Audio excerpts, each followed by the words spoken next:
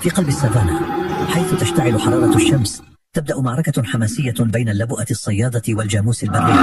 اللبؤة ملكة الصيد تراقب من بعيد، عيونها تلمع بشغف، تعرف أن الجاموس البري قوي وشجاع لكنه ليس بعيدا عن خطرها.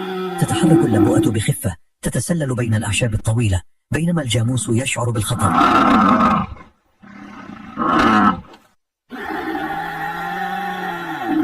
في ظل الأشجار الكثيفة تراقب اللبؤة بترقب صغير الجاموس.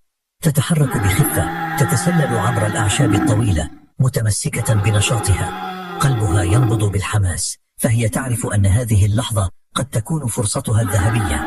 هل ستنجح في اقتناص فريستها الصغيرة أم سيتدخل القطيع لإنقاذه؟ التوتر يتصاعد.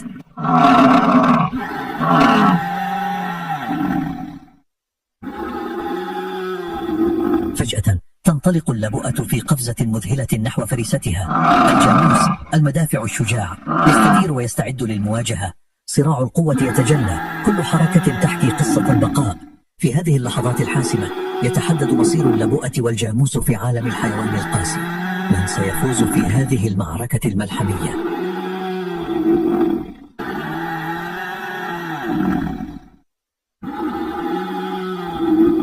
تتسارع الأنفاس والقلوب تخفق بشدة. اللبؤة تستخدم كل قوتها بينما الجاموس يقاوم بشجاعة. يندفع الجاموس نحوها يلوح بقرونه القوية عازما على الدفاع عن نفسه، لكن اللبؤة تتلاعب بخفة، تتجنب الضربات وتبحث عن الفرصة المناسبة. تدور المعركة في دوائر والأدرينالين يتدفق. تلتف اللبؤة حول الجاموس تحاول استدراجه بعيدا عن القطيع. في لحظة حاسمة تتقدم وتخطفه من الخلف، لكن الجاموس يرد بهجوم مفاجئ مما يجعله يتراجع. في هذه اللحظات الملحمية يتجلى جمال الحياة البرية، حيث الصراع من أجل البقاء يتطلب القوة والذكاء. من سيخرج منتصرا في النهاية؟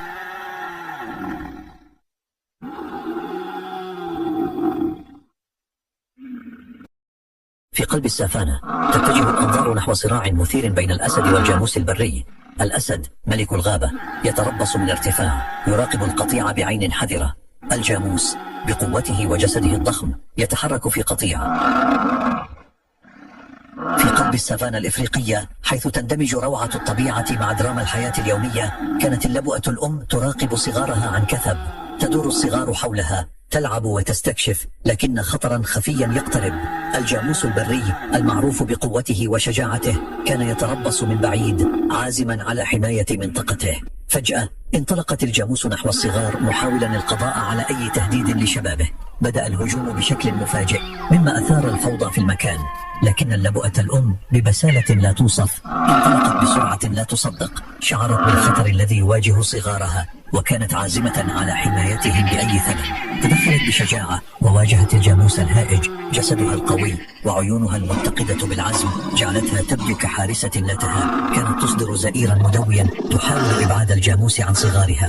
في خضم الصراع انتزع الجاموس انتباه اللبؤة بقرونه الضخمة، لكن الأم لم تتراجع. استمرت المعركة حيث كانت اللبؤة تدافع بحماس، تتجنب الهجمات وتبحث عن فرصة لاستعادة السيطرة. في لحظة حاسمة تمكنت من دفع الجاموس بعيدا عن صغارها محققة انتصارا مؤقتا. تجلت شجاعة اللبؤة الأم في هذه المعركة حيث أثبتت أن الأمومة قوة لا يستهان بها في عالم الحيوان.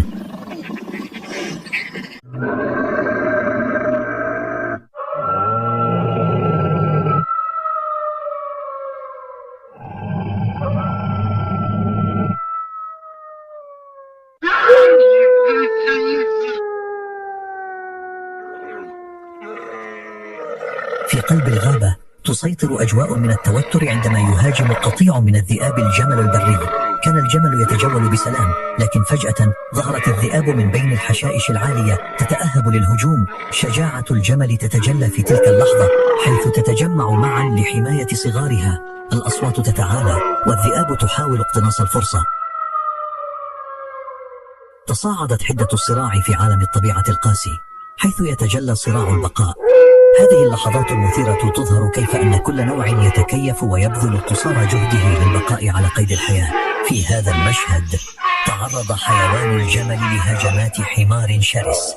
حاول الحمار مهاجمة الخصم بكل قوة وشراسة، لكن الجمل استطاع التغلب عليه بشكل لا يصدق. الذئاب الفتاكة تجسد القوة والدهاء في عالم الحيوان. تعمل معا في مجموعات للصيد، مما يجعلها صيادين مميزين وفعالين.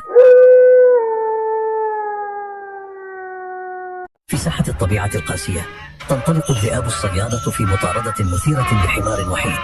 تتنقل الذئاب بمهارة متناسقة معا، حيث تراقب الحمار عن كثب. يحاول الحمار الهروب، لكن الذئاب تقترب منه بسرعة مستخدمة تكتيكات الصيد المتقنة.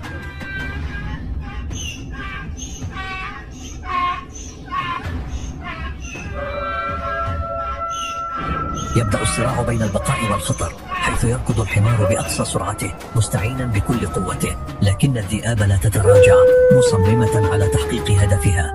الأدرينالين يتصاعد والأصوات تتعالى بينما تشهد الغابة هذه المعركة المثيرة. في النهاية تظهر هذه اللحظات كيف أن الطبيعة لا تعرف الرحمة، وأن البقاء هو الهدف الأسمى في عالم الحيوان.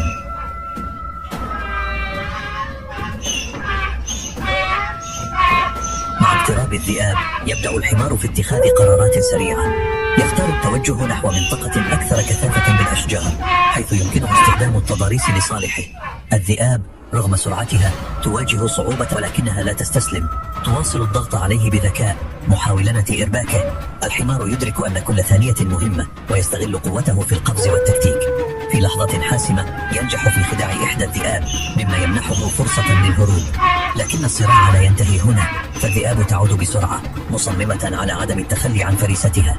هذه اللحظات تمثل صراع البقاء في البرية، حيث تتجلى شجاعة الحمار ودهاء الذئاب.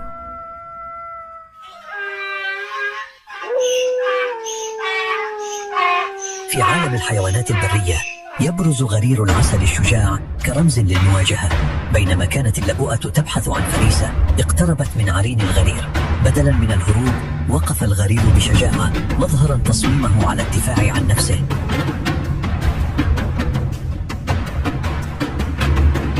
زئير اللبؤة القوي لم يفنه، بل زاده إصرارا. بدأ الغرير في تصعيد المواجهة مستخدما سرعته ومهاراته في المناورة. كانت اللحظات مشحونة بالتوتر، حيث حاولت اللبؤة اقتناصه، لكنه كان يتجنب هجماتها ببراعة. في النهاية أثبت الغرير أن الشجاعة لا تتعلق بالحجم بل بالإرادة. هذه المواجهة تذكرنا بأن في عالم البرية كل كائن لديه القدرة على التحدي والدفاع عن نفسه.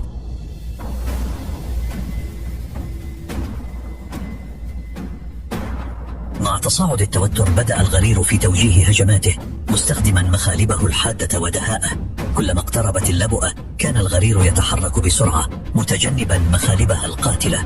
أصوات المعركة تتردد في الغابة، حيث تجمع الحيوانات لمشاهدة هذه المواجهة غير العادية. حاولت اللبؤة استغلال قوتها، لكن الغرير كان مصمما على عدم الاستسلام.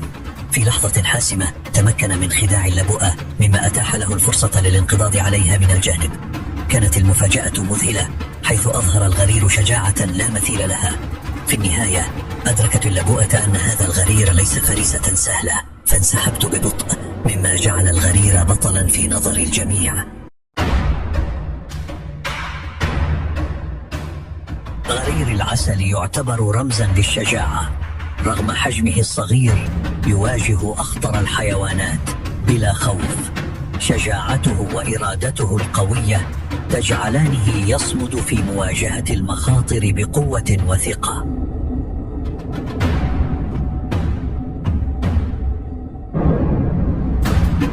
في أعماق الغابة يشتعل صراع مثير بين غرير العسل وأفعى شرسة. بينما كان الغرير يتجول بحثا عن الطعام، فوجئ بالأفعى تتربص به من بين الأعشاب. بدلا من الهروب أظهر الغرير شجاعة نادرة، مستعدا لمواجهة هذا الخطر.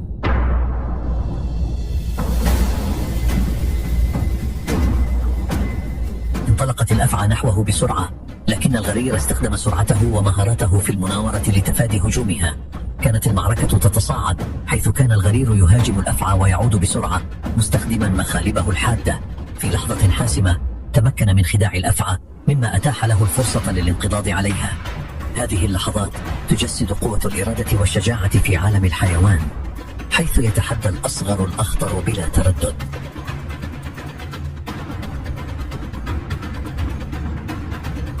مع تصاعد حدة المعركة بدأت الأفعى تتخبط في محاولة للسيطرة، لكن غرير العسل لم يكن ليتراجع، بل استخدم كل ما لديه من قوة وذكاء. في لحظة مفاجئة انقض الغرير على الأفعى مستخدما مخالبه الحادة ليفاجئها. انطلقت صرخات الغابة، حيث تجمع الحيوانات لمشاهدة هذا الصراع المثير. الأفعى رغم قوتها بدأت تشعر بالضغط مع كل هجوم من الغرير. استمر القتال والأفعى تحاول الالتفاف حوله، لكن الغرير كان سريعا وذكيا متجنبا قبضتها. في نهاية المطاف تمكن الغرير من تحقيق النصر، مما أثبت أن الشجاعة والإرادة يمكن أن تتغلب على أي خطر مهما كان كبيرا.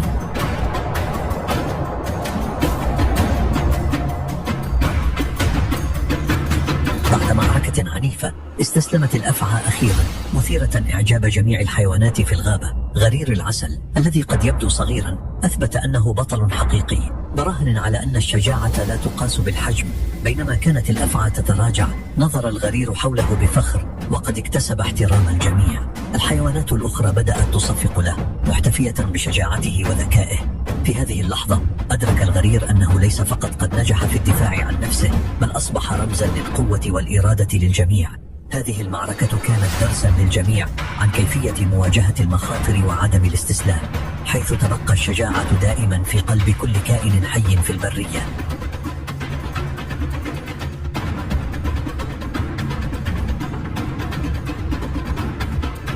مع انسحاب الأفعى بدأت الغابة تعود إلى هدوئها، لكن صدى المعركة لا يزال يتردد في الأرجاء. الغرير الذي استعاد أنفاسه شعر بالفخر لكونه قد واجه أحد أخطر الحيوانات في البرية. الحيوانات الأخرى اقتربت منه تتطلع إلى بطولته وبدأت تتجمع حوله. أطلقوا أصوات تشجيع معبرين عن إعجابهم بشجاعته. هذا الانتصار لم يكن مجرد نصر شخصي، بل أصبح رمزا للأمل والقوة في مواجهة التحديات.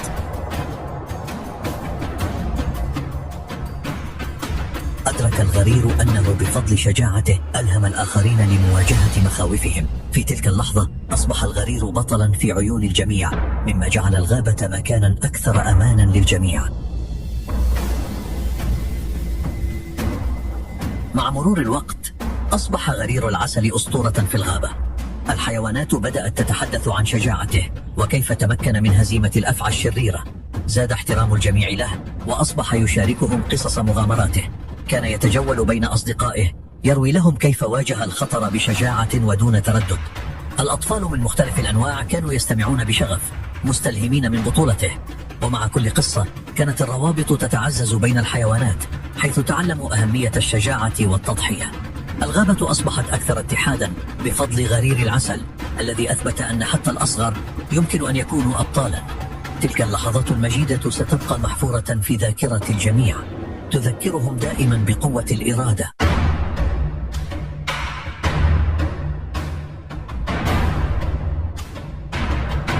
مع مرور الأيام استمر غرير العسل في تعزيز مكانته كرمز للشجاعة. زار أماكن جديدة في الغابة حيث واجه تحديات جديدة ومخاطر مختلفة، وفي كل مرة كان يتغلب عليها بذكاء وشجاعة، مكتسبا المزيد من الأصدقاء والمناصرين. في قلب السافانا الأفريقية تنطلق الأفاعي الفتاكة في هجوم مثير على القطط الكبيرة. بينما تتجول الأسود والنمور بفخر، تظهر الأفاعي من بين الأعشاب الطويلة تتربص بفريستها المهيبة. فجأة تهاجم الأفاعي بسرعة محاولة اقتناص الفرصة، لكن القطط الكبيرة بفضل قوتها وذكائها تستعد للدفاع عن نفسها. تشتعل المعركة حيث تتبادل الأفاعي والقطط الضربات في صراع ملحمي بين البقاء والمخاطر. أصوات المعركة تتردد في الأرجاء، والعالم يشهد تفاعل هذه الكائنات القوية. في النهاية تظهر هذه اللحظات الحماسية كيف أن كل كائن في البرية يمتلك القدرة على مواجهة التحديات.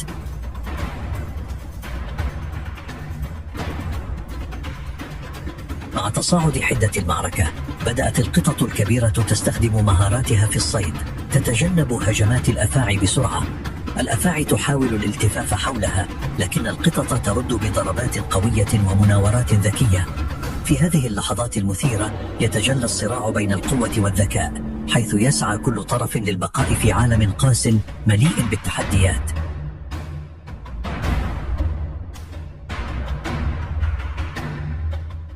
في خضم المعركة بدأت القطط الكبيرة في صد تلك الهجمات الشرسة، مظهرة قوة فتاكة. كل هجوم من الأفاعي يقابل بدفاع سريع، حيث تنقض القطط الكبيرة على الأفاعي. تشتعل الأجواء بالحماسة، والأصوات تعكس شجاعة كل كائن. هذه اللحظات تظهر أن البقاء يتطلب القوة والشجاعة في مواجهة المخاطر.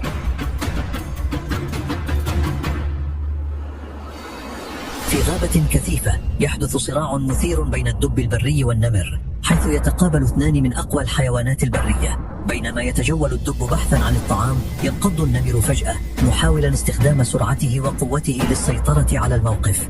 الدب بوزنه الضخم وقوته الهائلة يرد بجرأة، مما يؤدي إلى معركة عميقة. تعلو أصوات المعركة، حيث يتبادل كلا الحيوانين الضربات، مستخدمين كل ما لديهم من مهارات.